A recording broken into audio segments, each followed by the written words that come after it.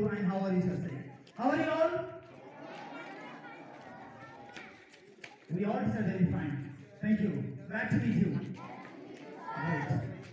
Well, now for the command. The cover up. Make your file straight up, everyone, please. Look front and don't pass on the shoulder of your friend. Right? And this side, hands on shoulder, hands up. Now move your fingers. Move your fingers. As fast as you can, please. Move them faster. Everybody. Start moving them. Now give your signing clap. 1, 2, 1, 2. 1, 2, 3.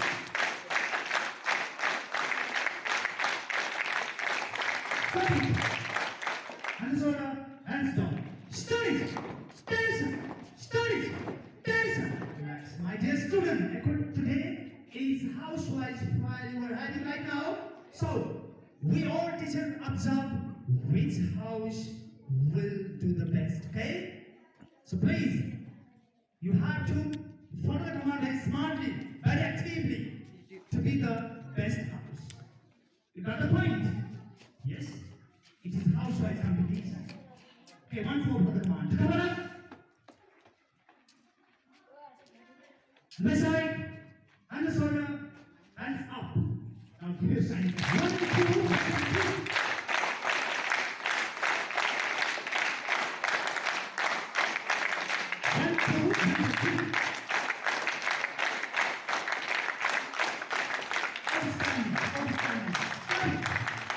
And the shoulder, hands down. Start it! Start it! Relax.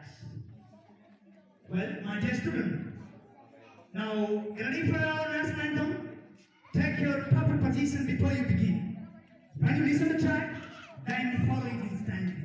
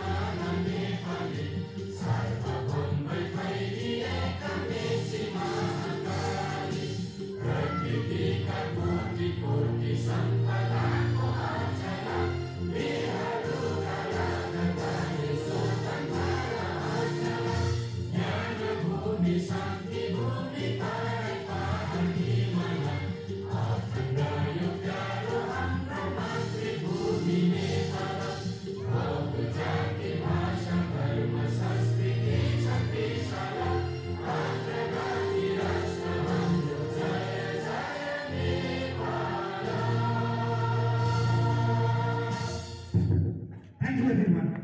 Well, my dear student, now one more time please follow the command. To cover up. Is your file steady enough? Look front. Captain or vice captain from each house, please arrange your file. It must be straight up. Everyone please. And the side. And the shoulder. Hands up. Stretch your arm. Your arms must be straight up. Everybody please. Now move your fingers. Move your fingers. Move them as fast as possible. Please. Stop moving them. Now give your side clap. 1, 2, 1, 2, 3. 1, 2, 3. It's a house competition. 1, 2, 1, 3.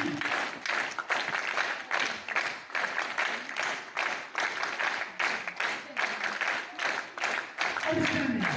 Stop it. And the shoulder, hands down. Start it.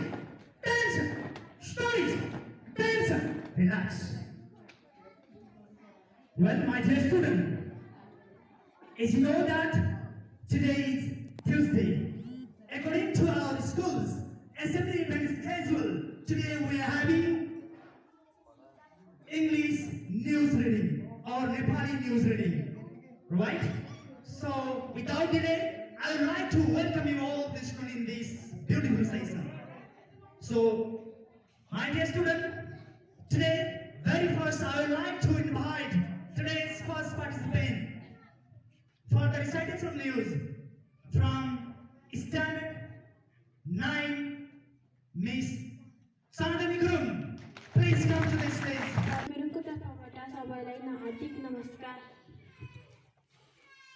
Shri Saraswati माध्यमिक विद्यालयको बुलेटिनमा हजुरहरूलाई हार्दिक स्वागत गर्दछु।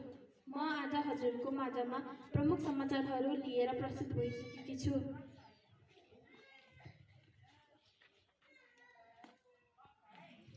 समाचारका मुख्य विशेषता: योजना तजुर्मा र लक्ष्य प्राप्ति दलहरूको दोहोरी चरित्र, सरकारमा साध्य कार्यान्वयन व्यवस्था, श्री सरस्वती माध्यमिक विद्यालयको अनुमति बिना भ्रमण गएको परिणाम, सुलीसोर गाउँपालिकामा जीव दुर्घटना, भारत र चीनको युद्ध सकिएको। अब समाचार विस्तारमा। भारत र चीनको युद्ध सकिएको आउँदो मङ्सिर 5 गते 60 वर्ष पुर्याउँदै यसको असर भारत र चीनमा मात्र सीमित रहेर पुरै एसियामा पर्यो। नेपाल यसबाट अछुतो रहेर तर युद्धले सृजना गरेको परिस्थिति 6 दशकदेखि नेपालको राजनीतिमा एउटा निर्णय विषय बनेको छ। युद्धले नेपालमा पञ्चायती व्यवस्था टेकाउने जगमा त तयार पारेन, बहुदलीय स्थापनाको पुनर्स्थापना पछि पनि नेपालको राजनीति त्यसैको वरिपरि घुमिरहेको छ। मङ्सिर 4 गते हुने प्रतिनिधि सभा र प्रदेश सभा निर्वाचनका लागि दुर्गम जिल्लाका कर्मचारी मतदान केन्द्र जान थालेका छन्। यो जिल्लामा निर्वाचन सामग्री सुरक्षा कमी सहित कर्मचारी जान थालेका छन्। मङ्सिर 1 गते बेलुकासम्म सबै मतदान केन्द्र कर्मचारी पुर्याइसक्ने तयारी आयोगले गरेको छ। युकुट बाहेकका जिल्लामा भने अहिलेसम्म मतदान अभिव्यक्तिलाई तालिम दिँदैछन्। निर्वाचन प्रयोजनका लागि मुख्य निर्वाचन अभिव्यक्तिको कार्यालयमा पुगेको विवाचन सामग्री मतदान केन्द्रमा पुर्याउनका लागि प्याकिङ भइरहेको निर्वाचन आयोगले जनाएको छ।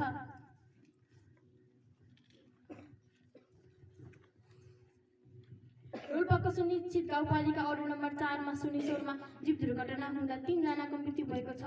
दुर्घटनामा 12 जना घाइते भएका छन्।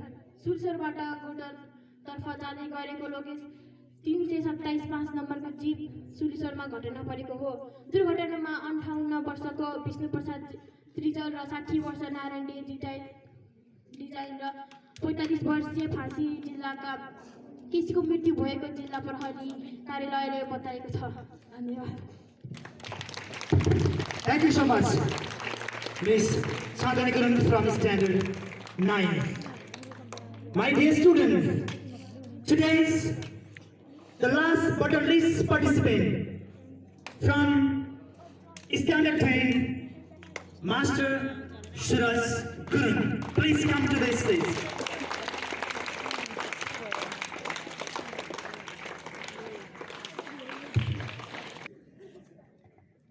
तथा सुप्रभात। यस श्री सरस्वती मावियाफमा तपाईहरुलाई स्वागत छ। यस प्रमुख हेडलाइन्सहरू: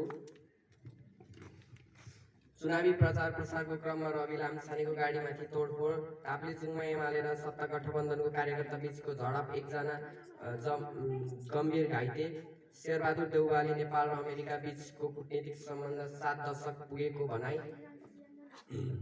अबको 2-3 दिनसम्म पहाडी भेगमा केही ठाउँमा मध्य खालका वर्षा हुने मौसम पूर्वानुमान शाखाको जनाएका छन्। आगामी मङ्सिर 4 गते अति आवश्यक क्षेत्रमा सवारी साधन मात्र चल्न पाउने भएको छ। अब न्युज सुन्नुहोस् विस्तारमा। चुनावी प्रचारमा क्रममा रहेको रवि लामछानेको गाडीमाथि तोडफोड भएको छ। आइतबार दिउँसो 3 बजे चुनावमा गाडी तोडफोड भएको थियो। गुण्डावादी र बलमा चुनाव जित्ने चेष्टा नगर्ने लामछानेले चेतावनी गरेका छन्।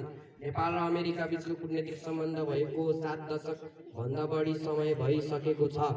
यसकारण अमेरिका नेपालको लागि एक मित्र स्वरूप राष्ट्र बनेको छ भनी नेपालको प्रधानमन्त्री शेरबहादुर देउवाले समाचारमा उल्लेख गरेका छन्। शेरबहादुर देउवाले देशमा चिसो बढ्दै गएको छ, सबै जसो क्षेत्रमा न्यूनतम तापक्रम घट्ने क्रम रहेको मौसम पूर्वानुमान शाखाले जनाएको छ। काठमाडौँ उपत्यकामा तापक्रम त्यो वर्षको सबैभन्दा कम बिन्दुमा झरेका छ र बिहानको तापक्रम 9.7 डिग्री सेल्सियसमा मापन गरिएको छ। गर्दै जाँदा हिमाली भेगमा हिमपात पर्न थालेको छ। आज मङ्गलबार पनि केही ठाउँमा हिमपात पर्ने हुने विभागले जनाएको छ। पर्वत आरोहण र यात्रा गर्दा विशेष सावधानी अपनाउनु पर्ने आग्रह गरेको छ। आगामी मङ्सिर 4 गते हुन गइरहेको केन्द्रीय चुनावमा अति आवश्यक क्षेत्रका सवारी साधन मात्र चल्न पाउने रहेको छ। निर्वाचन आयोगले बिरामी बोक्ने एम्बुलेन्स, फोहोर मैला ओसार गर्ने साधन, खानेपानीको बस कर्मचारीको प्रयोग गर्ने सवारी साधन आदिलाई मात्र सञ्चालन गर्ने दिएको भएको छ। यातायात प्राधिकरणको गठनका सवारी दुर्घटनाको कम हुन्छ भन्दै काठमाडौँको मेयर बालन शाहले भनेका छन्। निर्वाचन आयोगले निर्वाचन आचार संहिता उल्लङ्घन गर्ने उम्मेदवार र प्रतिनिधि र कर्मचारीलाई गरेर 5 जनालाई 50,000 सम्म जरिवाना तिर्ने निर्णय गरेका छन्। पछिल्लो 24 घण्टामा 22 जनामा कोरोना संक्रमण भएको छ र 675 जना गरिएको सर्वेक्षणमा PCR एन्टिजेन गरी 22 जनामा संक्रमण भएको हो। यस थप 16 जनामा निको भएसँगै नेपालको आज सङ्क्रिय संक्रमित 487 जनामा रहेको छ। धन्यवाद। Thank you so much, Master Saraswoti from Standard 10, for making us update in today's news. Thank you very much. With this news recitation, I would like to wrap up today's news recitation session here. Thank you very much. Thank you for your active listening. Have a wonderful day ahead. As I told you before, it's a house-wise competition. Am I right? Yeah. Today we all deserve observe how active you are. Okay? Which house is the best one? So that please you have to perform the best. And by side, and the shoulder, and up. Now give your sign clap. 1, 2, 1, 2, 3.